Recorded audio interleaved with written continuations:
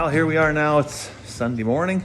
Still fairly nice outside, but the wind's picked up. So it's like -6, but with just a tiny little wind, just enough to get under your skin and irritate.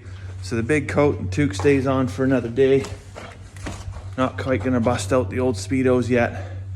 Anyhow, you'll recall from the other day I was saying that we were like this close to being out of grain, and I'm just about out of molasses, and I got no sunflower seeds.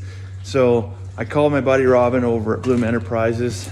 You might know him as the Millionaire Farmer from YouTube, and said, oh, I need to do a Walmart order or a Costco trip or whatever it is out to your place and get grain, molasses, sunflower seeds. Just load me up. And I think my wife is scared to know what today's going to cost, but anyhow, we'll be good for a couple months anyways after this trip. The molasses, we're going to get a full tote of molasses, so it's like I don't know, like 700-800 liters, something like that, and that's going to last us all winter. Same with the sunflower seeds. We'll get 100 pounds of sunflower seeds, and that'll get us through the winter. The grain not so much. We'll see how that goes, because we feed a little bit to the chickens, we feed some to the sheep. It gets real cold, we'll even give a little bit to the horses. So it all depends on what the weather does here. Well, I got the trailer with the tote hooked onto the back of the truck and a bunch of old grain bags loaded up in the box. I tell you, one thing I've learned since we started farming was that there's really no point in even trying to leave the house if you haven't got a flat tire. So trailer tire is low. And funnily enough, same thing, I went and got the last tote of molasses, had a low tire too. But right now, the wife has my air compressor in the house, in the basement, and I'd need 9 men and a billy goat to drag that up and out. So I'm gonna go old school. I'm gonna use the bicycle pump. I'm gonna regret that. I'm gonna get my workout. I'm gonna get a workout either way, but I just, laziness means I'm not gonna go in the basement. I might still end up working twice as hard. I guess we'll see.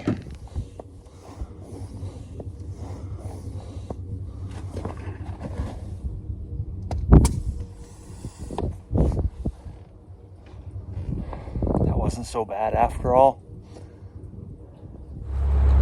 We're just here, Bloom Enterprises, just offloaded our empty tote. It's gonna bring me back full on here. And then we're gonna get a bulk bag of grain, get everything strapped down, be back in business and on our way.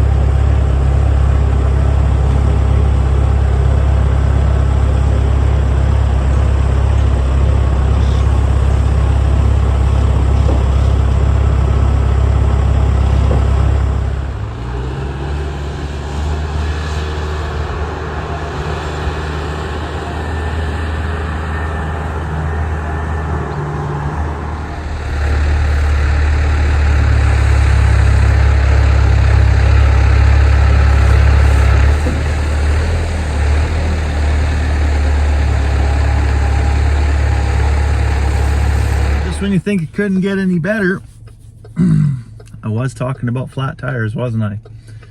So the opposite tire, not the one I blew up with the bike pump, the opposite tire, just leaving Blooms, get about 4 or 5 miles down the road, bang, blew the sidewall right out of it. And yeah, so here we are, waiting for the wife now to bring a jack-all and bring the bike pump back, because the spare is a little low. So we'll get that changed out here on the side of the highway. That's not quite how I had the day planned out, but nevertheless, it is what it is. It's what we've been given. It's what we're going to deal with. We'll get that changed out, get back home, and get back on, try and get ourselves steered back towards the original plan. This trailer's probably never had this much weight on it, but I got a full tote of molasses right now. It's just, I think, 2,900 pounds. And usually that tire never comes up to the fender well. I had a board across here. Well, I must have hit a bump or something. Anyways, blew the board off. And you can see where it was rubbing. The inside wall of the tire was rubbing on here. So you don't have to do that for very long before, well, things wear out. So here I am, side of the road. I got a 3/4 inch wrench and the truck jack from underneath the back seat. Well, that's not gonna get me very far. So the wife's coming, she's gonna bring the recip saw. I'm gonna notch this out. I'll see if I can get the tire as loose as I possibly can. She's gonna bring me the jack all as well. And then we'll make short work of this. We'll be back on the road in no time. Well, we made it back to the farm. New tires on. Trailer's parked exactly where it's supposed to be. Doesn't have to move for another year. So we're all good there now. I'm gonna go fire up the tractor, get the giant pallet, get that bag of grain onto the giant pallet and get it offloaded into the grain bin. And then I think it's time to fire up the old snowmobile and release a little tension. So you'd think I'd learned my lesson already today about having the right tool for the right kind of job, especially with the flat tire, roadside change. Should have brought a bigger trailer. That was when the wife showed up with the jack and everything. She's like, "You really should have brought the bigger trailer." And I can't even deny it. She's 100% right. But one thing that's unique about our farm is we don't really have a lot of anything.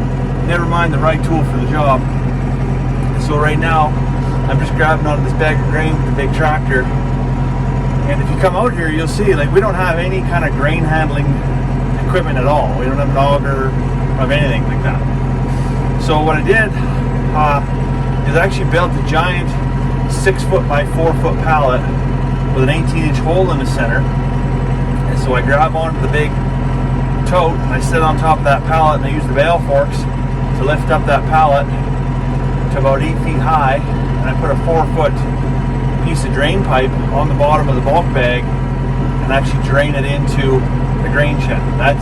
That's how we get it done. It's kind of a no excuses, never mind, you just make do with what you have kind of approach.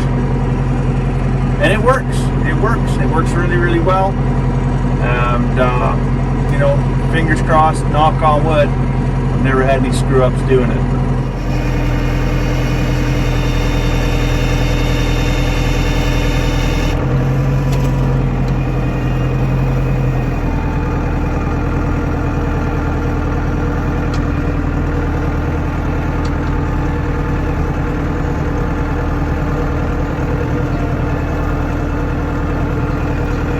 Like that. Slow is smooth, smooth is fast. Down. Want to get it down, get gravity on our side. And then we move it over to the pallet here.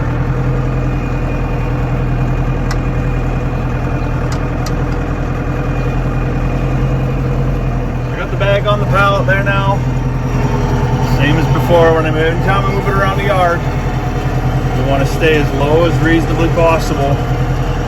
Foot on the clutch and on the brake all the time, just in case something happens. You hit a rock or a frozen lump of shit. And that bag of grain, I don't know what that, I haven't even got the bill for it yet. I don't even know what it's worth, but I know it's worth lots. So I certainly don't want to have this thing dump over. So I got to get way over there to the grain shed. That's a long way to shovel it in buckets.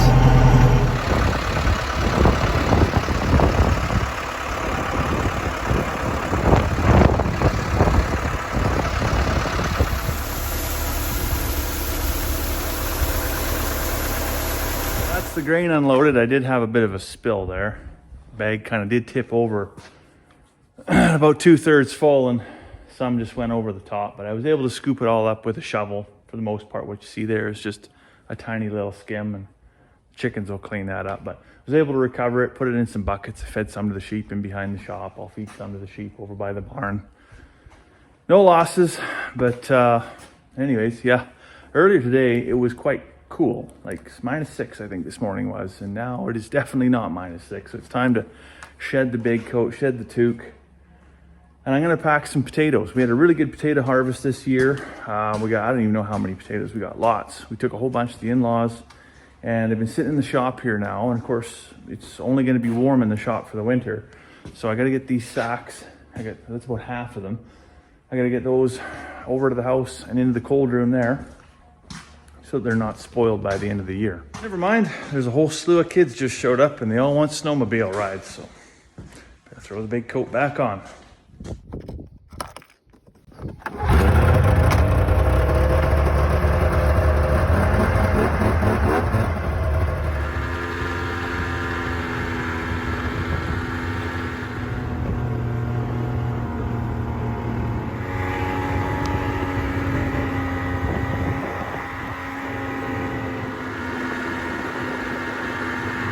Well, the kids are all skidooed out, so might as well finish unloading the truck. I got 2 50-pound sacks of sunflower seeds here.